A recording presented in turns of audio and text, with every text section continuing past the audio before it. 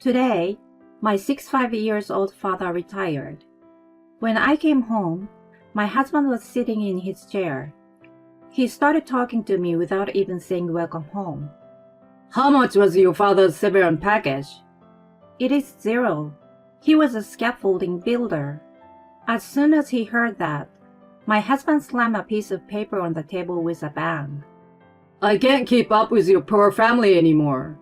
He had a job that didn't even offer retirement benefits.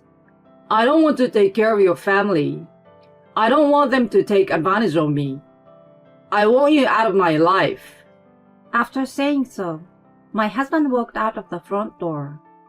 A piece of paper slammed on the table was a filled-out divorce paper. I couldn't help but laugh. Because he believed the lie that I had been telling him for 10 years and did something fatal.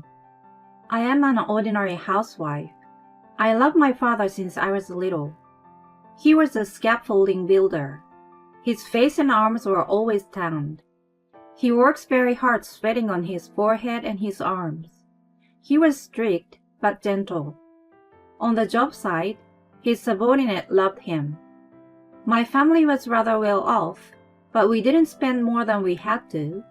I think we led an ordinary life. My parents always said to me, Nancy, don't tell other people about your father's job. Why? Because people may think about this job as good or bad. All right? Okay.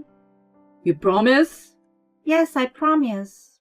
This promise I made over and over again to my parents. When I was a child, I did not understand why they were saying it.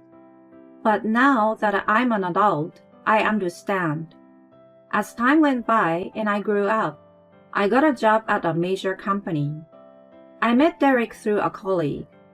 Derek was an elite employee of a major general contractor.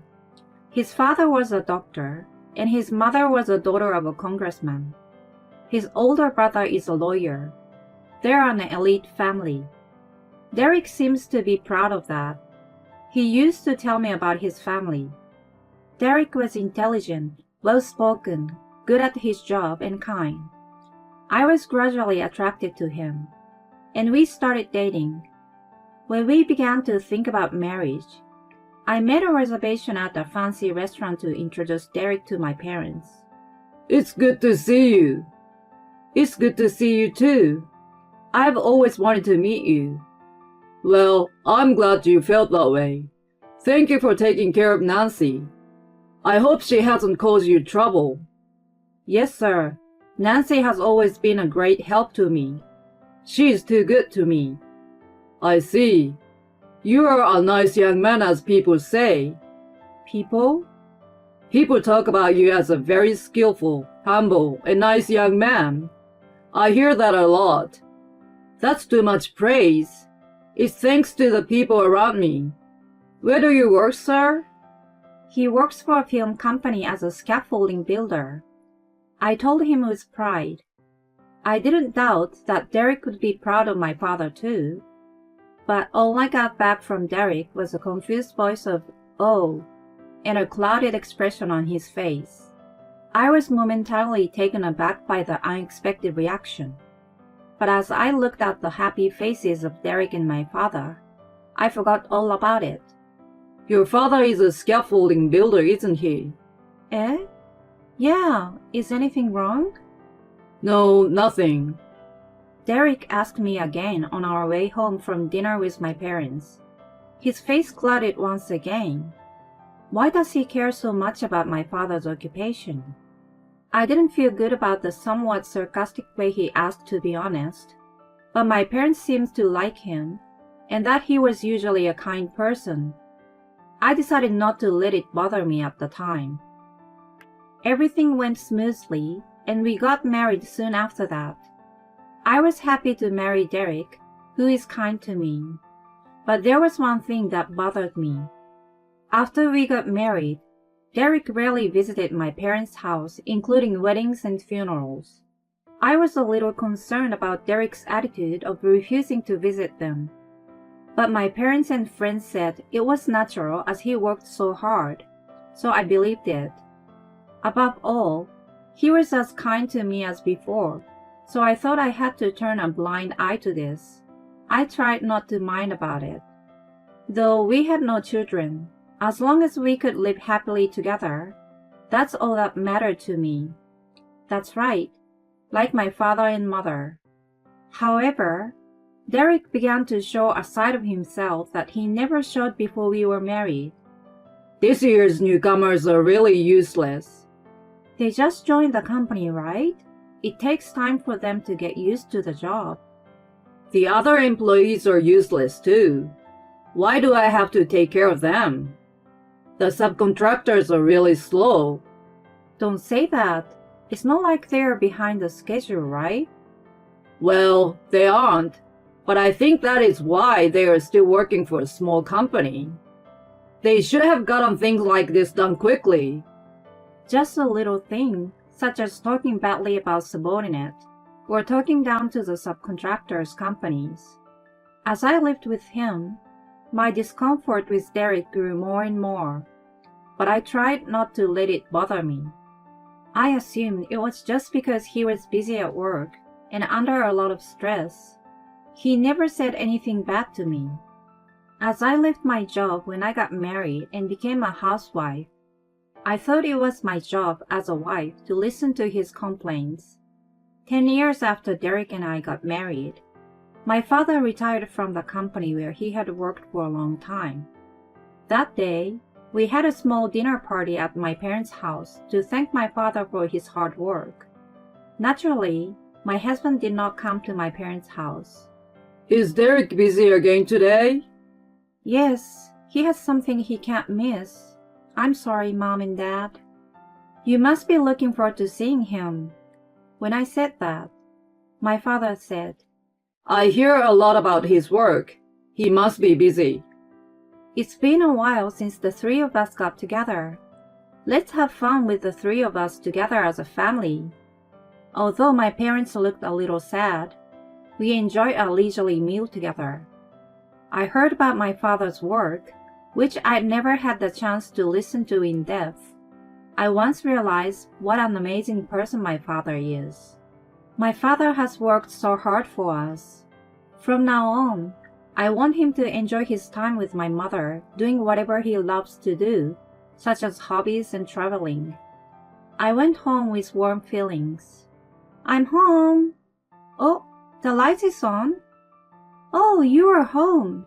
Derek, I thought you were going to be late. There's my husband Derek in the living room. Derek, holding something in his hand, doesn't even look at me. As if he didn't hear my words, Derek asked me a question. Your father is retired, right? How much was his severance pay? Severance pay? He doesn't get any severance pay. He was a scaffolding builder. I see. Oh, hey, Derek, where are you going? He put something in his hands on the living room table. He ignored me and headed for the front door. I called out to him several times, but he never turned around and just walked away. I was so surprised to see what was left in the living room. I could not even say a word. Divorce papers?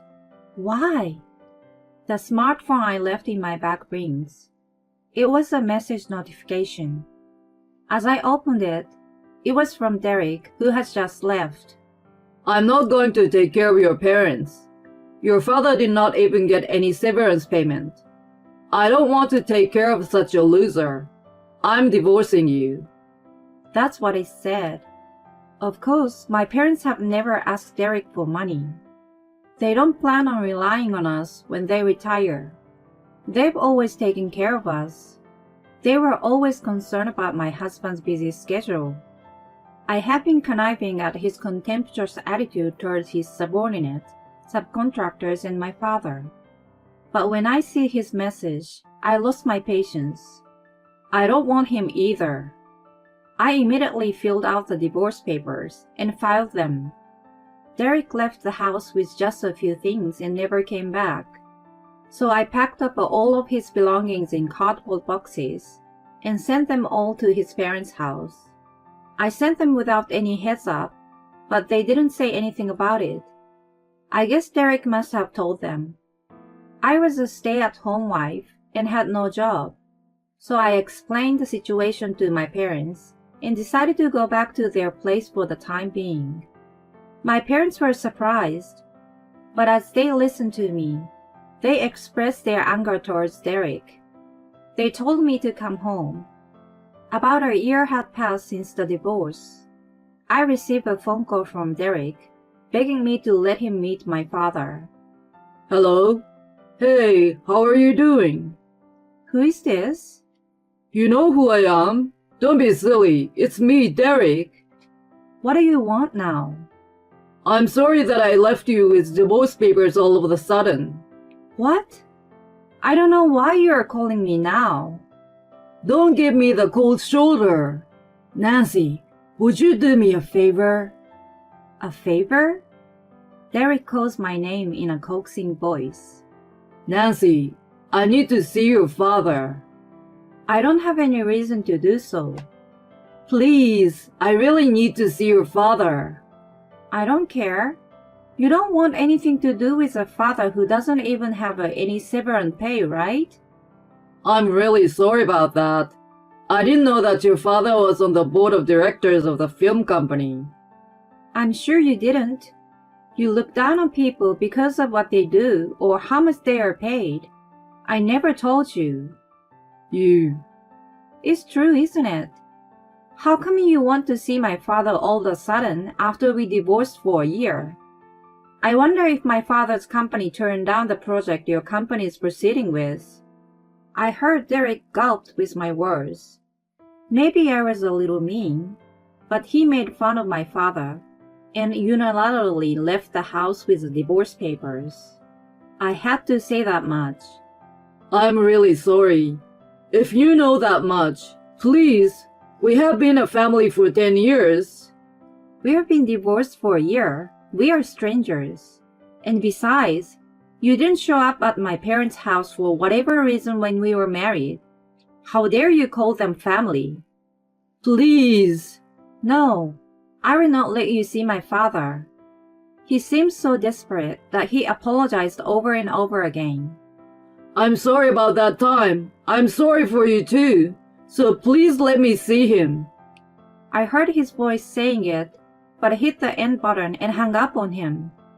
My father, Carl, was an executive at the company he worked for. He was a scaffolding builder when he was young, but by the time I can remember, he was in an important position at the company. He has been friends with the president of the company since he was young. They went out for a drink in private, and they were best friends. However, my father didn't like to talk about his position to others unnecessarily. He didn't like the idea of flaunting his position. He loved construction sites so much that even after he became a board member, he visited there with drinks and such, so he didn't like the formal title much. Furthermore, when people learn of my father's title, some approach him with treacherous feelings. My father's company was not a big one, but it had a long history and was well known locally. My father, who had worked hard and diligently for many years, was trusted by his subordinates. He also had good connections in the local community. Some clients gave the company large orders because they trust my father. That's why my parents told me again and again not to mention my father's occupation. They told me not to let anyone approach me because of my father's money or his profession. So I never told Derek about my father's occupation. The severance package was actually $1 million based on his position and contribution to the company, but I didn't tell Derek. Seeing him changing his attitude completely as soon as he found out about my father's position, I was glad I didn't tell him. After the divorce, Derek's company was planning to build a big shopping mall in the area. Derek was put in charge of the project. The shopping mall construction client had long heard of the reputation of my father's company. They were eager to have my father's company, which was well established, knows the land well, and is trusted by the residents, enter the project. However, The president of the company, who had heard from my father about how Derek and I had divorced, declined the offer when he found out that Derek was in charge of the project.